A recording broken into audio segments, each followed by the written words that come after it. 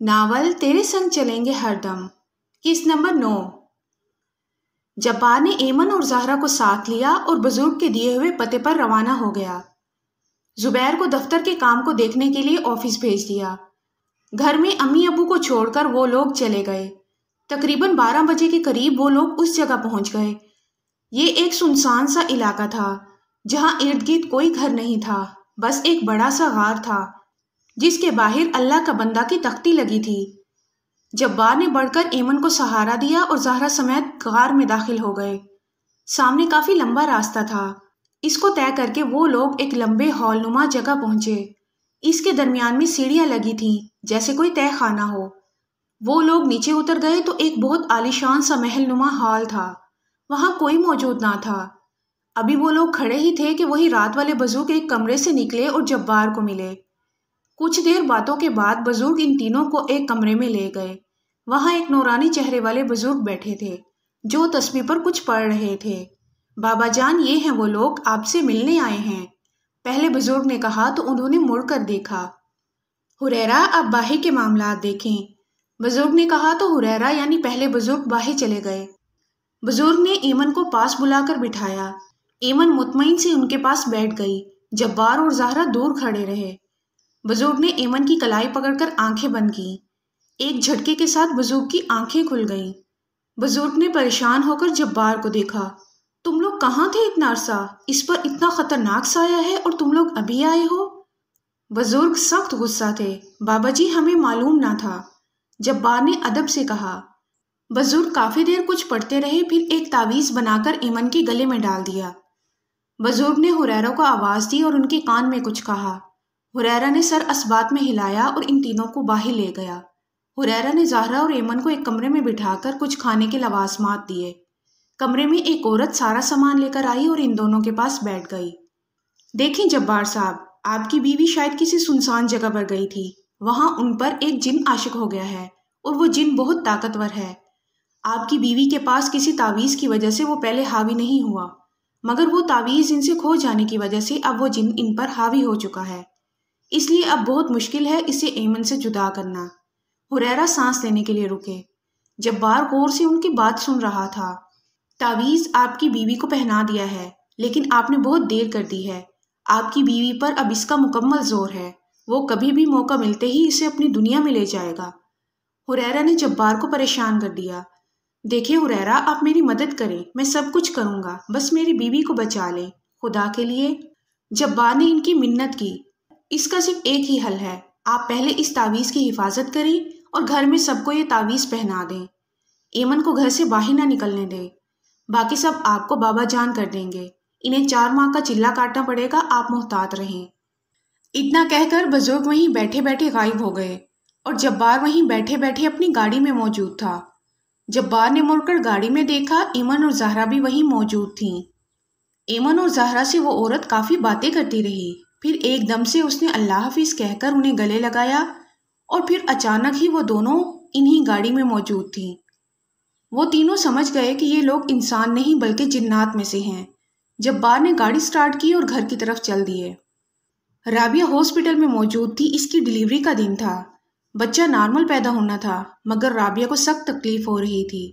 چیخ چیخ کر اس نے ہاسپٹل سر پر اٹھا لیا تھا۔ نتاشا اقبا کے ساتھ وہیں موجود تھی۔ وہ بار بار رابعہ کی ساس سے پیسوں کا مطالبہ کر رہی تھی تاکہ رابعہ کا صدقہ دیا جائے۔ خیر سلمان نے انہیں 20,000 روپے دیے۔ نتاشا پیسے لے کر خوشی سے گھر چلی گئی اور یہ کہہ دیا کہ یہ میں پیسے کسی غریب کو دے دوں گی۔ نتاشا نے ان پیسوں سے شاپنگ کی اور گھر پہنچ کر آرام سے سو گئی۔ اللہ اللہ کر کے دن کے 2 بجے خوشخبری سنی گئی۔ رابعہ نے بیٹا جانا تھا۔ سلمان نے خوشی سے پورے ہسپتال میں مٹھائی بانٹی۔ رابعہ بستر پر لیٹی بچے کو فیڈ کروا رہی تھی۔ کمرے میں اس کے ساس، سسر، سلمان اور ایک انجانی سی عورت داخل ہوئی۔ ہائے میرا بچہ! اس عورت نے بچے کو رابعہ کی گود سے لے کر پیار کیا۔ رابعہ نے سلمان کی طرف دیکھا۔ سلمان بچے سے پیار کرنے میں مصروف تھا۔ کسی نے رابعہ کا حال تک نہ پوچھا تھا۔ اس کا نام میں زین رکھوں گی، اس عورت نے نام بھی رکھ ڈالا۔ رابعہ نے حیرت سے دیکھا۔ نہیں، اس کا نام رافع ہے، میں نے رکھا ہے۔ رابعہ بول پڑی۔ سلمان نے عجیب نظروں سے اسے دیکھا۔ زین میرا بیٹا کتنا پیارا ہے، بالکل میرے پر گیا ہے۔ وہ عورت زین کو پیار کر رہی تھی۔ رابعہ حیرت کی مورت بنے سب کو دیکھ رہی تھی۔ کافی دن اچھے سے گزر گئے تھے۔ ایمن پہلے سے بہتر ہو چکی تھی۔ سب کچھ نارمل ہو گیا تھا۔ بزرگ بابا چلہ پر تھے اور حریرہ کبھی کبھار جبار سے ملنے آتے تھے اور کچھ دم وغیرہ کر کے لوٹ جاتے تھے۔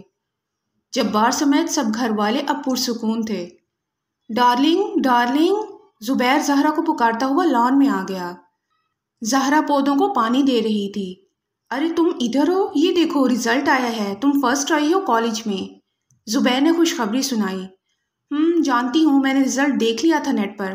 زہرا نے لاپرواہی سے شانے جھکائے۔ زبیر نے منہ بسوڑ کر زہرا کو دیکھا۔ تم اتنی لاپرواہ ہو گئی ہو، تم نے میری شرٹ کیوں جلائی؟ زبیر یاد آتے ہی بولا۔ ارے تم نے میری کتاب چھپائی تھی نا، ناولز کی؟ زہرا نے غصے سے کہا۔ ہاں تو تم ہر وقت پڑھتی رہتی ہو ناولز، تم لوگ کیوں جھگڑ رہے ہو؟ شہر بانو کی آواز پر وہ لوگ ادھر متوجہ ہوئے۔ کچھ نہیں امی، بس ویسے ہی، زبیر نے سر کھجا کر کہا اور اندر چلا گیا۔ شہر بانو لان کی کرسی پر بیٹھ گئی۔ رابعہ کی ڈیلیوری کو 2 ماہ ہو گئے تھے۔ ان 2 ماہ میں زین کو اس نے دیکھا بھی نہیں تھا، بس گھر میں بند پڑی رہتی، نوکر اس کی خدمت کرتے تھے۔ نتاشا نے ایک بار بھی اسے فون نہیں کیا تھا۔ اگر رابعہ فون کرتی تو نتاشا ہمیشہ بہانے کرتی، کیونکہ وہ اس کے سسرال سے اچھی خاصی رقم لے چکی تھی اور کچھ بول کر وہ اپنے سر پر مصیبت نہیں لا سکتی تھی۔ سلمان ان 2 ماہ میں رابعہ سے ملنے نہیں آیا تھا۔ رابعہ رو رو کر تھک گئی تو اس نے چادر لی اور نظر بچا کر پچھلے دروازے سے گھر سے باہر نکل گئی۔ اس نے اپنے ساس سسر کے گھر کا رخ کیا۔ گھر میں داخل ہوتے ہی اسے زین نظر آیا۔ وہ بھاگ کر اس سے لپٹ گئی۔ اے ہٹ جا میرے بیٹے سے دور۔ اس عورت یعنی سبیلہ نے اسے دھکا دیا۔ تم لوگ کیوں کر رہے ہو یہ سب؟ میرا بچہ مجھے دے دو پلیز، رابعہ نے رو کر منت کی۔ اتنے میں سلمان باہر آ گیا۔ کیا ہے لڑکی، کیوں آئی ہے ادھر؟ سلمان نے حقارت سے کہا۔ سلمان میں تمہاری بیوی ہوں اور میرا بچہ، سلمان نے رابعہ کی بات کاٹ کر کہا، یہ بچہ ہمارا ہے، تمہیں جتنے پیسے چاہیے لے لو مگر بچہ بھول جاؤ۔ اس کی ساس نے کہا، لیکن آپ نے یہ سب کیوں کیا؟ میرا بچہ کیوں لیا؟ یہ عورت کون ہے؟ رابعہ نے سوال کر ہی ڈالے۔ دیکھو سبیلہ میری بیوی ہے اور سبیلہ بانجھ ہے، اس لیے میں نے بچے کی خاطر تم سے شادی کی۔ اب بچہ ہو گیا ہے، وہ گھر تمہارے نام ہے، تم ادھر عیش کرو مگر بچہ ہمیں دے دو۔ اس کو بھول جاؤ، میں تمہیں طلاق دیتا ہوں، تم شادی بھی کر لو۔ سلمان نے اسے حقیقت بتائی۔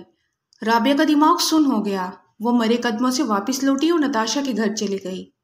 بزرگ نے 4 ماہ کا چلہ کاٹا اور سیدھا جبار کے گھر آئے۔ انہوں نے ایمن کو بلایا۔ تعویذ ایمن کے گلے میں موجود تھا۔ ایمن سے انہوں نے کچھ سوال کیے اور تعویذ اتار کر اسے ایک حصار میں بٹھایا۔ کہانی میں آگے کے حالات جاننے کے لیے جڑے رہیے ہمارے چینل کے ساتھ۔ ملتے ہیں اگلی ویڈیو میں، تب تک کے لیے اللہ حافظ۔